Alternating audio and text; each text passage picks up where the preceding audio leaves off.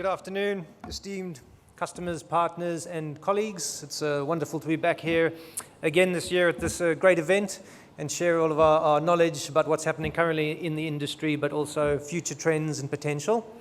I am also conscious I am probably the last thing standing between you and lunch, so I'll try and make it a bit light and also take about 10 minutes of your time, but to talk about an extremely important topic, which is the future of mobility. Is going to impact all of us. How do we address this as an industry? Which trends are going to happen first? And also the e-mobility and e-vehicles top of everybody's mind. So let's, we'll give at least the Shell company position with our global view as well and what this means for India. So indeed, the future of mobility. So let's start with the hard truth. By 2050, the global population is going to reach around 9 billion people. Good news for us in the automotive industry. That means demand for mobility across two-wheelers, four-wheelers, planes, everything, trucks, everything that moves is going to triple. The bad news, of course, on current standards, that means that even just from road transport, CO2 emissions will go up by 80%, which is generally, we would have failed if this happens. So at the moment, there's a lot of pressure obviously from governments with regulation. OEMs have their own regulations, and ultimately customers and consumers. This is not a world we want to leave our children, and this is a world that's probably unacceptable to most of us in this room, but certainly to the consumers as well, around this rising levels of CO2, the harm to the environment, and climate change, top of a lot of people's mind.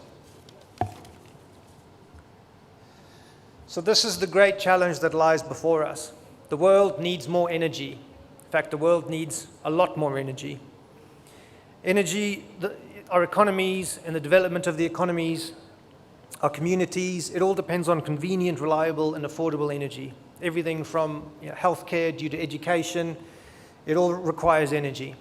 And energy requirement is going to double from current world output. It's going to double. So our big challenge is how do we create more energy, but at the same time, cleaner energy. All the energy we have to produce in the future, which includes cars and everything else, has to be significantly cleaner than it is today. And that means we all have to do our part. So working for Shell Lubricants, a lot of the times I get asked, oh, what about EV? What happens, electrification? We're not actually scared of electrification.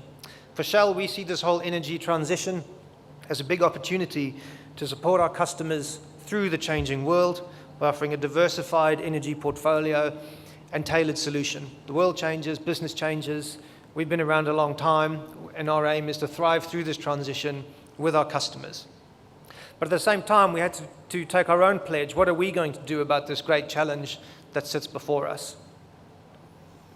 So for Shell, we took our commitment to the Paris Agreement, we pledged to reduce our own carbon emissions by 20% in 2035 and by 50% in 2050. If you think of the Shell company, it's a very, very large company. We're active in all areas of energy production and distribution, from upstream, manufacturing, refining, trading, supply, all the way through to downstream, retail, petrol stations, fuel stations, LNG, all the way down to Shell Lubricants, which goes into every car and bike.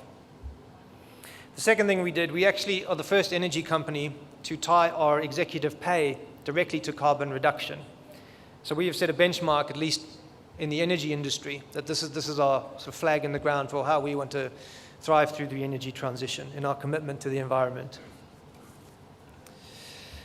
So how do we solve for this? The way we're going about it is we're looking to implement a range of collaborative solutions for this changing world that we work with our customers with. Some of these are happening at different phases in different markets, but a lot of this is also happening in India, and a lot more is coming to India very, very rapidly. So, for example, we are already one of the largest biofuels companies in the world. We have a thriving hydrogen business. We're implementing hydrogen fueling stations already in Germany and the US. We have 2 fast charging and slow charging companies, one of which we're also bringing to India. And we're also rolling out fast charging points in all of our petrol stations all around the world. We just went live in Singapore last week. We already have CNG and LNG business. We're also heavily investing in nature-based offset solutions, which even dealerships can look at directly. So if you go to our petrol station in the Netherlands and you buy our V-Power fuel, it's 100% carbon neutral. So and that's great for the end consumers. They really like that. And for lubricants in the automotive industry, even now, our GTL technology, or gas to liquids, is a great bridge already. So gas to liquids technology is lubricants made from natural gas instead of from crude oil.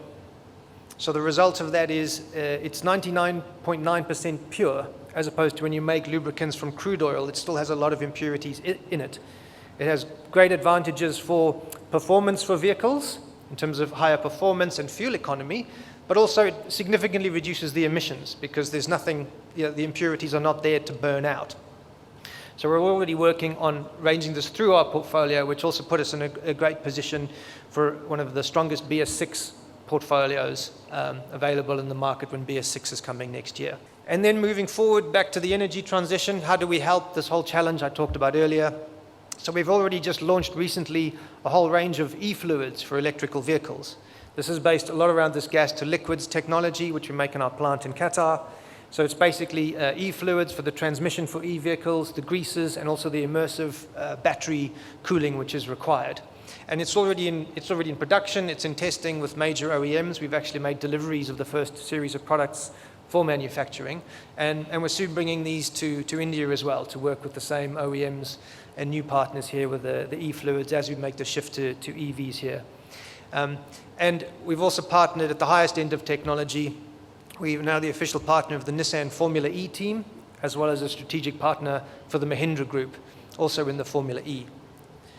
So for us, we have a long heritage in motorsport, and motorsport for us is the crucible. It's the real, we think of it as a technical research laboratory because you don't get a harsher tester environment for fuels and for lubricants than motorsport. If you think of the stresses and RPMs happening in a Formula One engine, in a MotoGP bike, and even, say, like in the World Rally Championships where we partner with Hyundai, the extremes of hot and cold temperature, it is the best testing environment ever. And we take what we learn on the track and we transport it directly into our products on the road.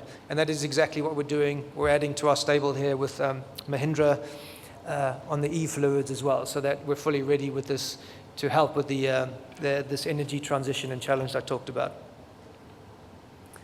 So in summary, change is coming. We can all feel it. We can all see it. If you travel to a lot of other markets in the world, I've certainly seen it in many areas happening even faster than the estimates predict. A lot of people are saying, oh, this won't affect parts of the automotive industry for quite a while. But in my opinion, when you stay close to your consumers, your consumers always have the ability to surprise you and how fast they're able to change their behavior. And a lot of the CO2 and environment is a lot of top of consumers' mind, especially the younger generations. So it's our challenge as automotive partners. How do we help move through this pretty quickly? So for us as a company, how have we pledging to help? Obviously, one is a direct pledge for a greener planet on the CO2. The second focus is continue to invest heavily in our three areas of strength, which is our products, and that means also you might see different types of products coming into the system. It might mean different formulations, it might mean very different and radical packaging, which is other ways of helping take CO2 out of the system. But we'll continue to invest in technology and try and fix a lot of these problems also through innovation. We continue to pledge spending $1 billion more than our nearest competitor in R&D to help also thrive through this energy transition. So ultimately, as I said before, we've been around for a long time, even in lubricants. We've been the #1 company in market share, according to Klein & Company, for the last 12 years. We're not afraid of this energy transition and this change. We don't fear electrification. We want to work with our partners as we all go through this together, because ultimately, why are we here? It's to make consumers' lives better and make India better, make our countries better. So we will continue to lead the way in this mobility space as it changes more rapidly than we have ever seen it before, and as the industry even goes through a type of disruption, if you like. We talk a lot about digital disruption in most of our industries, but actually this is the second type of disruption that's coming at us very, very quickly. So we all need to be prepared. So from our perspective, we already have capability in e-fluids. We're working with many of the leading OEMs on the same. We're investing in this change. and we will continue to be your partner of choice through the e-mobility journey and thrive through this challenge together with our partners and customers. So I hope that's some good insight, at least from the Shell perspective of what's happening with the energy transition, mobility, e-mobility, e-vehicles. And I hope that's some good insight for you and your business. And I would also challenge you back, while we have this opportunity with a slight downturn in the industry, and if you say footfall is down, this is one of the few times you actually get to, when footfall is 100% and all your people are maxed out because business is booming, that's a good challenge to have. We have the opposite challenge in many places now, but this is an opportunity to sort of step back and reflect while you have a little bit of time to say, how do I get my business and my dealership future ready and future proof? So when the consumers do come in asking these questions, what are you going to say to them? What are you going to offer to them? And how can you be the first to offer it to them and offer something better than your competitors to answer a lot of these questions? So that would be the challenge I would also put to us back in this room and in this industry. So that's it. Thank you very much.